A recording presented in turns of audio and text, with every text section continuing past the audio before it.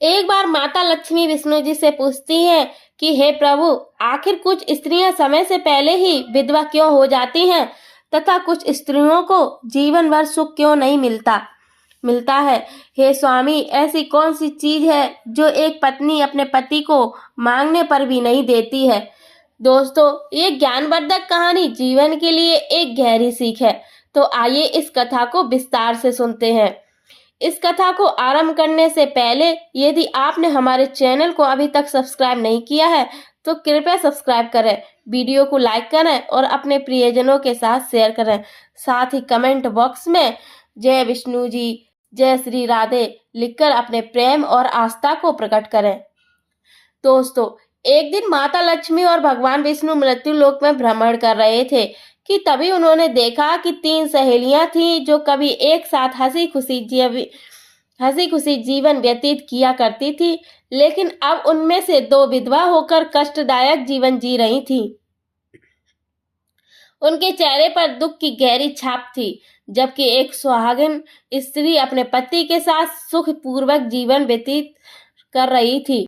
यह दृश्य माता लक्ष्मी के हृदय को गहराई से व्याकुल कर गया। उनकी आंखों में करुणा झलक उठी और मन में विचारों का सैलाब उमड़ पड़ा। स्तब्ध रह गई। उनके हृदय में एक अजीब सी बेचैनी घर कर गई। उन्होंने सोचा, ये तीनों सहेलियां जो कभी एक साथ खेली कूदी, जो बचपन में एक दूसरे का हाथ पकड़कर सपने संजोया करती थीं, आज उनके भाग्य इतने भिन्न क्यों हैं।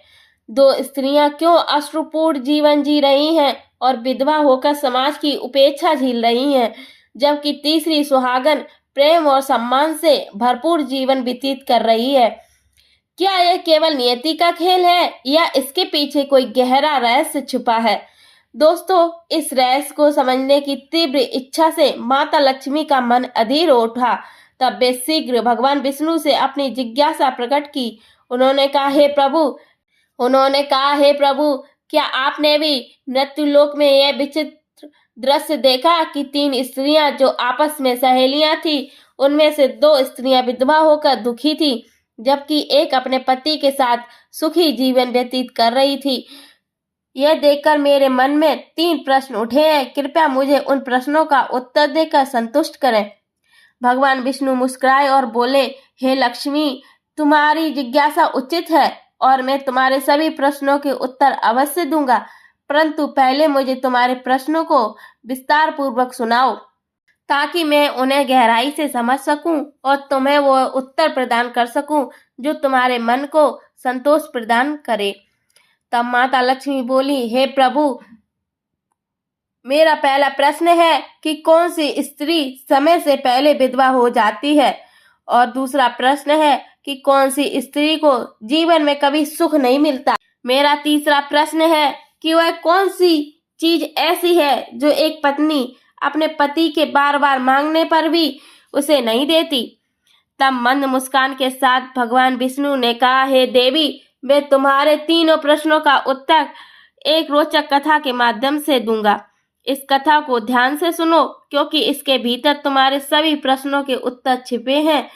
दोस्तों, भगवान विष्णु ने कहा, हे लक्ष्मी, तो ध्यान से सुनो। बहुत समय पहले की बात है। एक राजा के दरबार में एक ईमानदार, कर्तव्यनिष्ठ और सत्यनिष्ठ सेवक कार्य करता था। वह सदा अपने काम में निष्ठावान रहता था और अपने राजा के प्रति पूरी तरह समर्पित था। लेकिन उसकी सबसे बड़ी विशेषता यह थी कि वह अपनी पत्नी के प्रति अगाध प्रेम और अटूट विश्वास रखता था। उसकी पत्नी अपने सतीत्व और पतिव्रता धर्म के लिए पूरे नगर में प्रसिद्ध थी। वह न केवल अपने पति की आराध्या थी, बल्कि अपने त्याग, समर्पण और आदर्श जीवन शैली से पूरे समाज में सम्मानित थी। यह सेवक अपने साथियों के बीच अक्सर अपनी पत्नी की सच्ची निष्ठा और चरित्र की बात बड़े गर्व और प्रेम से किया करता था।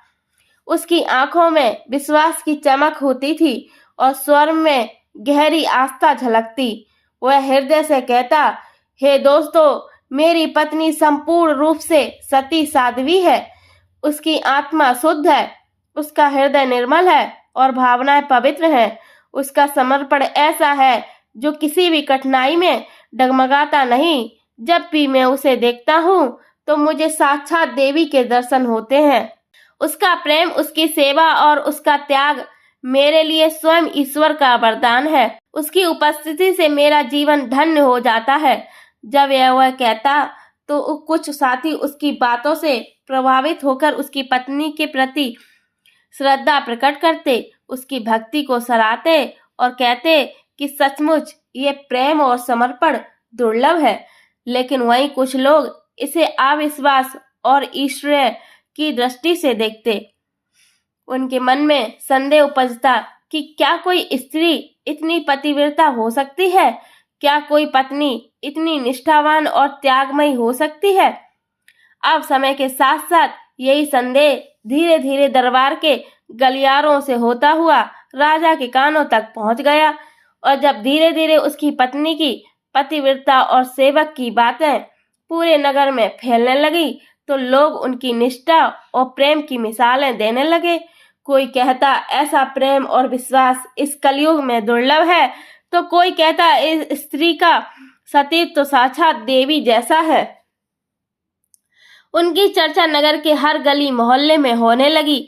यह देखकर कुछ लोगों के हृदय में श्रद्धा जागी तो कुछ के मन में संदेह ने जन्म ले लिया, तो कुछ लोगों के मन में जलन और ईर्ष्या भाव निर्माण होने लगे।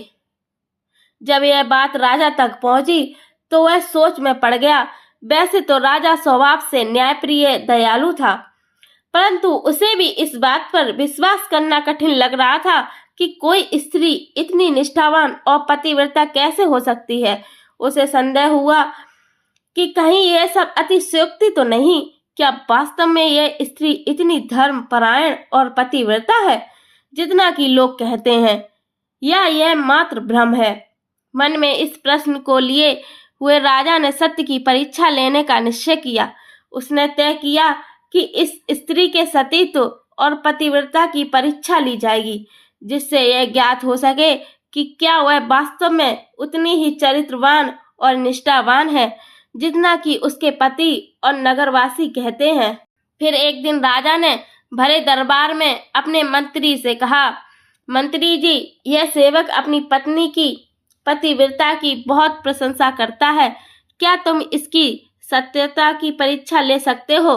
तब बड़ी ही उत्सुकता के साथ मंत्री बोला, हाँ महाराज, यदि मैं इस सेवक की स्त्री के पतिव्रत को भंग कर दूं तो क्या इनाम मिलेगा मुझे? दोस्तों, यह वही मंत्री होता है जिसके मन में सेवक की पत्नी के प्रति जलन थी। वह इस सेवक से ईर्ष्या का भाव रखता था और मन ही मन उसे नीचा दिखाने का प्रयास भी करता था। और राजा ने भी मंत्री की मंशा को महसूस किया था और उत्तर दिया, मंत्री यदि तुम और राजा ने कहा, मंत्री यदि तुम सफल हो गए तो तुम्हें ऊंचा पद जरूर मिलेगा, लेकिन यदि असफल हुए तो तुम्हें मृत्यु दंड दिया जाएगा। क्या तुम्हें इस निर्णय से सहमत हो? तब मंत्री ने इस चुनौती को स्वीकार कर लिया और बोला, हाँ महाराज, मुझे यह शर्त मंजूर है, मैं इसे अवश्य ही पूर्ण करूंगा। और फिर उस सेवक से मंत्री ने कहा, हे सेवक, अगर मैं इस शर्त में सफल रहा तो तुम क्या करोगे? तब सेवक ने कहा, महाराज, यदि यह मंत्री अपनी कुटिल मंशा में सफल हो गया तो मुझे मृत्यु दंड दीजिए और सूली पर चढ़ा दीजिए, अन्यथा इस मंत्री को सूली पर चढ़ा दीजिए। तब राजा ने दोनों की बातों को समर्थन करते हुए हामी भर दी और सेवक से पूछा कि बताओ, इस मंत्री ने तुम्हारी पत्नी का पतिव्रता धर्म भंग कर दिया तो इसका क्या प्रमाण देना होगा? तब सेवक ने कहा, महाराज, मेरे विवाह में पत्नी ने मुझे एक कटार और पटका दिया था। अगर यह मंत्री उन चीजों को लेकर आता है तो मान जाऊंगा कि मंत्री ने यह कार्य सफलता से पूर्ण किया है। इतना कहकर वह शांत हो जाता है और राजा ने इस बात को सहमति दे दी।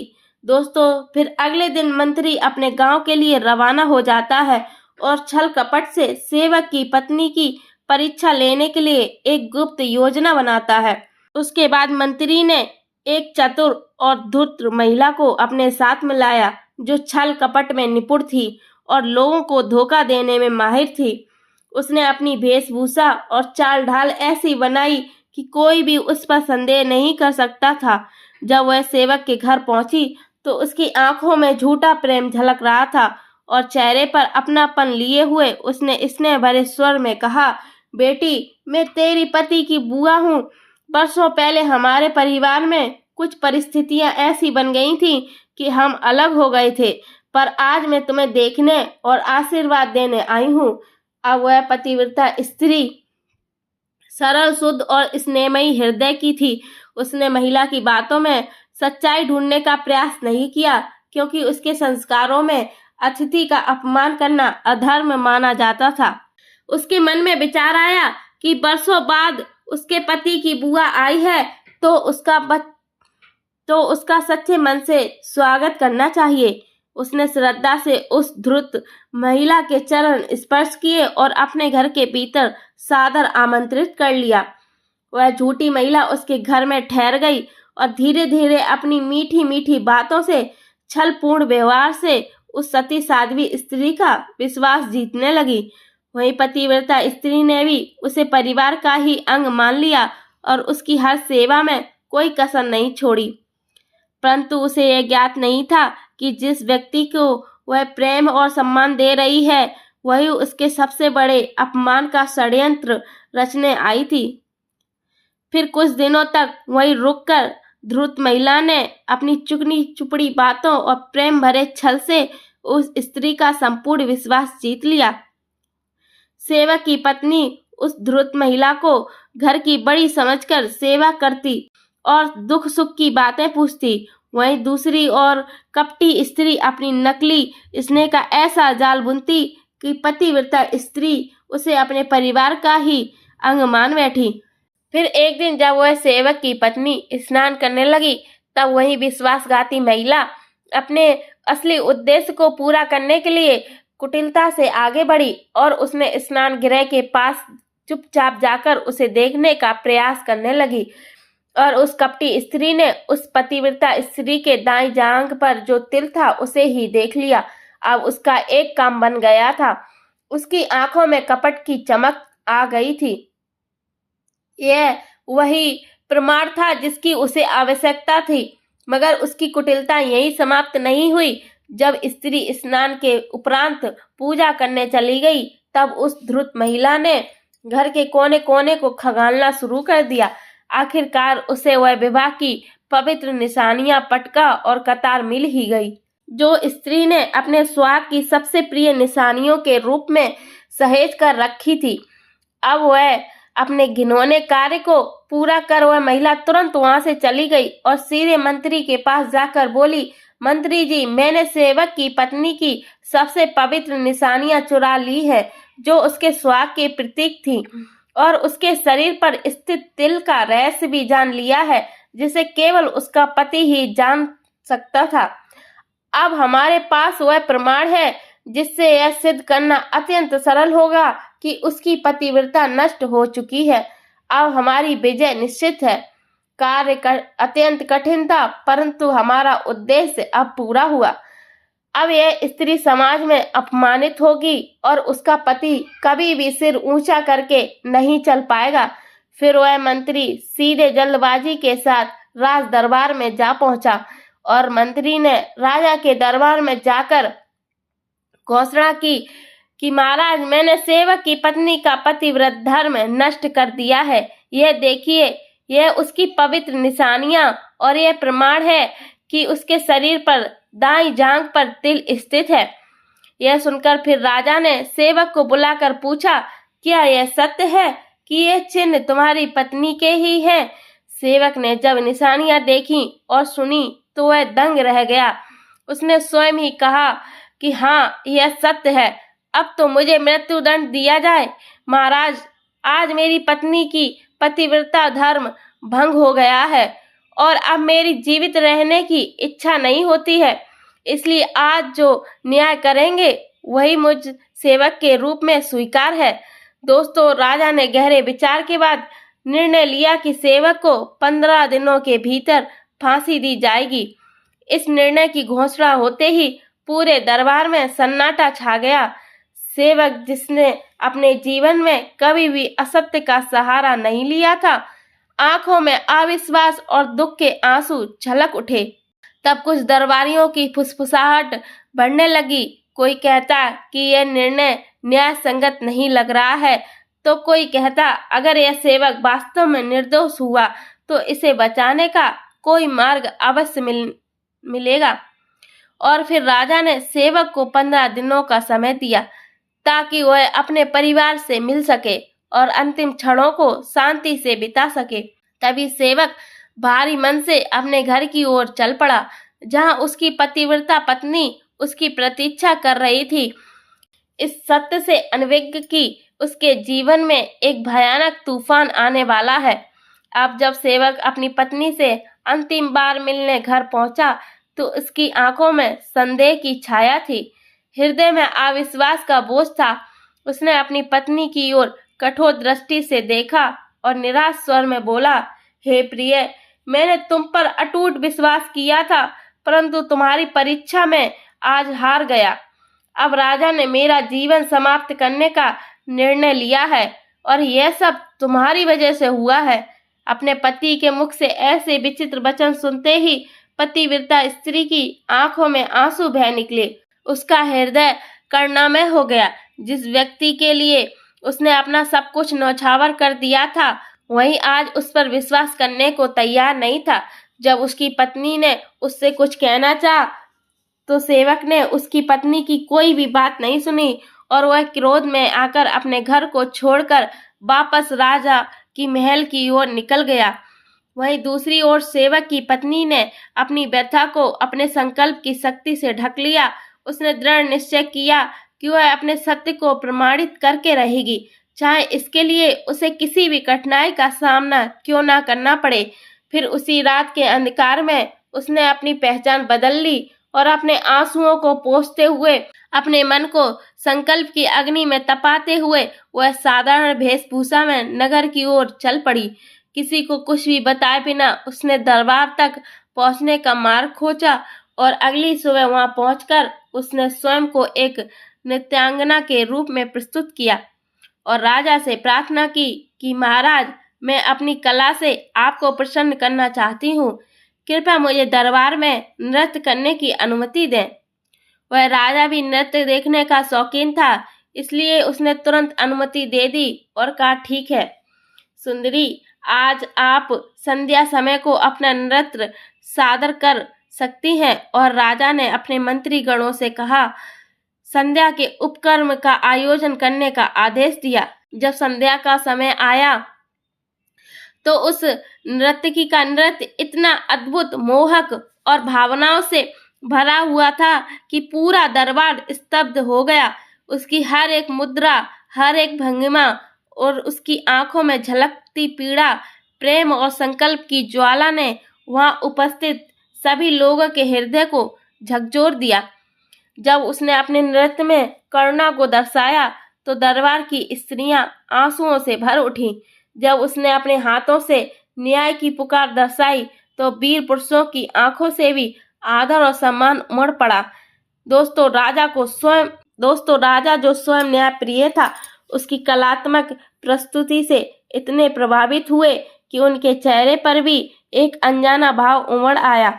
मंत्रमुग्ध होकर उन्होंने कहा, हे सुंदरी, जो चाहो मांग लो, अब तुम्हारी हर इच्छा पूरी होगी। तब वह स्त्री बोली, महाराज, मेरी संपत्ति चोरी हुई है और मेरा चोर आपके दरबार में मौजूद है, कृपया उसे दंड दें। तब भरे दरबार में राजा के साथ सभी दरबारी अचंभित रह गए और राजा ने बड़े ही आश्चर्य के साथ पूछा, हे सुंदरी, हमारे राज्य में तुम पर अन्याय कदापि नहीं हो सकता है। तुम्हारा दोषी कोई भी हो, हम उसे स्वयं दंड देंगे। बताओ, कौन है वह चोर? महाराज, आपका यह मंत्री ही चोर है। इससे पूछो कि उसने आपके सेवक के घर से वह कटार और पटका कैसे लाया। तब मंत्री ने असमंजस होते हुए तुरंत कहा, महाराज, यह स्त्री झूठी है, मैंने इसे देखा तक नहीं है। शायद यह अपने शब्दों से आपको भ्रमित करना चाहती है। तब उस स्त्री ने कहा, महाराज, अगर यह मुझे जानता तक नहीं है और इस मंत्री ने मुझे आज तक कभी देखा भी नहीं है, तो इससे कहिए कि वह कटार और पटका मेरे घर से कैसे लाया है। उस स्त्री के ऐसे वचन सुनकर सारा राज दरबार सुन्न हो गया और उसके कहने पर ही उसके पति को राज दरबार में लाया गया। तब उसने कहा, महाराज, मैं आपके इसी सेवक की धर्म पत्नी हूँ, जिसे झूठे शर्त के चलते इस मंत्री ने ठगा है और आपने अनजाने में ही मेरे पति को फांसी की सजा सुनाई है। और उसने अपने ऊपर बीता सारा किस्सा राजा को सुनाया कि कैसे उसके विश्वास का दुरुपयोग किया गया और कैसे छल कपट से उसकी पतिव्रता पर प्रश्न उठाए गए और किस प्रकार मंत्री ने अधर्म का सहारा लेकर उसे अपमानित करने की साजिश रची। दोस्तों, अब मंत्री का चेहरा सफेद पड़ गया, उसकी जुबान लड़खड़ाने लगी। जब राजा ने उससे पूछा कि क्या उसने उस स्त्री को पहले कभी देखा था, तो वह निरुत्तर हो गया। उसकी चुप्पी ही उसके अपराध की गवाही बन गई। अब राजा का क्रोध अपने चरम पर था। उसने सभा में उसी धूर्त महिला को बुलाने का आदेश दिया। वह भय से कांपती हुई आई और जब उससे सच उगलवाया गया तो उसने मंत्री की कुटिल योजना का पर्दाफाश कर दिया। अब तो दरबार में सन्नाटा छा गया।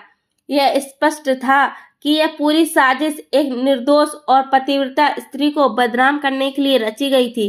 दोस्तों, भगवान श्री हरि कथा सुनाते हुए आगे कहते हैं कि हे लक्ष्मी, राजा ने सिंहासन से खड़े होकर घोषणा की कि धर्म की रक्षा करना मेरा कर्तव्य है। जो व्यक्ति छल कपट से किसी निर्दोष को दोषी ठहराने का प्रयास करता है, उसे कठोर दंड दिया जाना चाहिए। इसके बाद राजा ने मंत्री को मृत्यु दंड सुनाया और उसकी साजिश में शामिल सभी लोगों को दंडित किया। अंततः सेवक निर्दोष सिद्ध हुआ और उसकी पतिव्रता पत्नी का सम्मान पुनः स्थापित हो गया।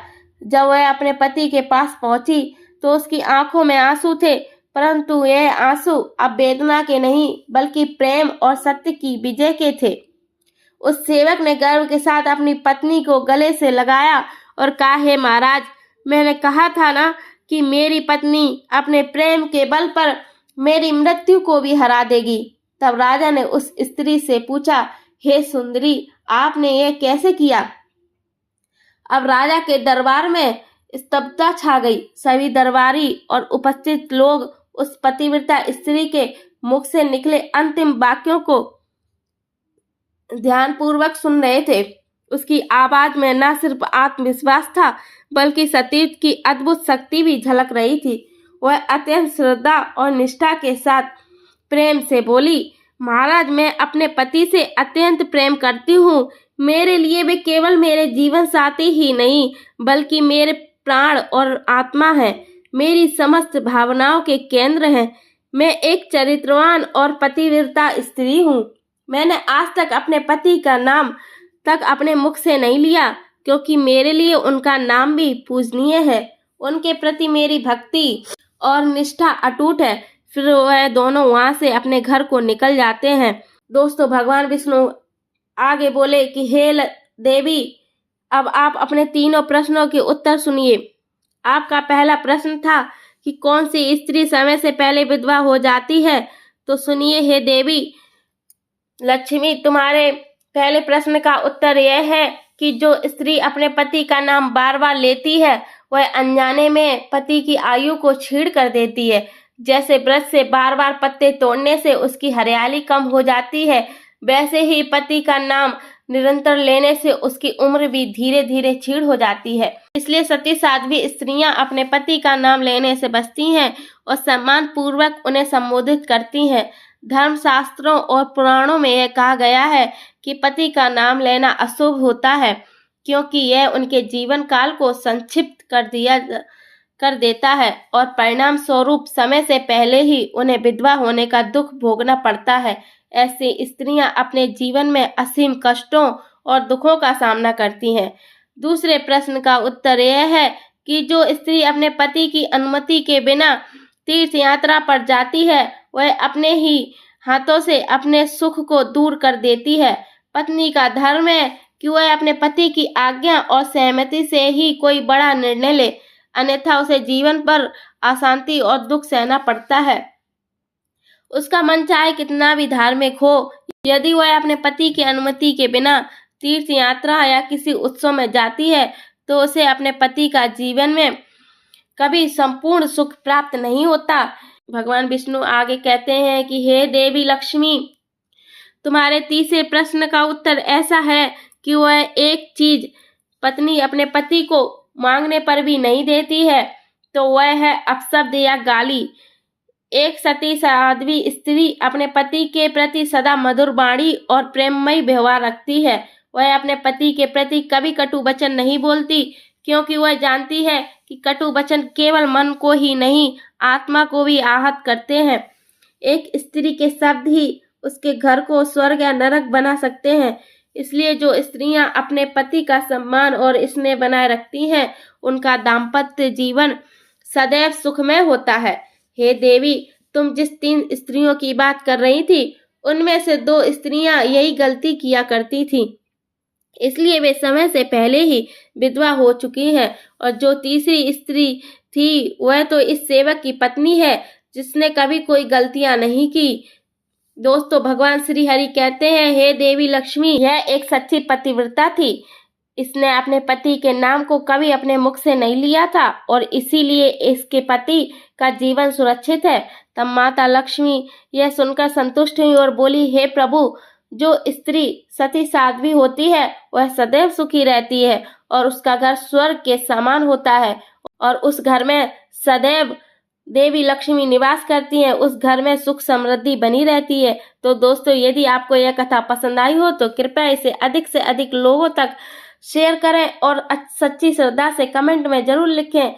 जय माता लक्ष्मी की जय, विष्णु भगवान की जय। आप सभी का बहुत बहुत धन्यवाद।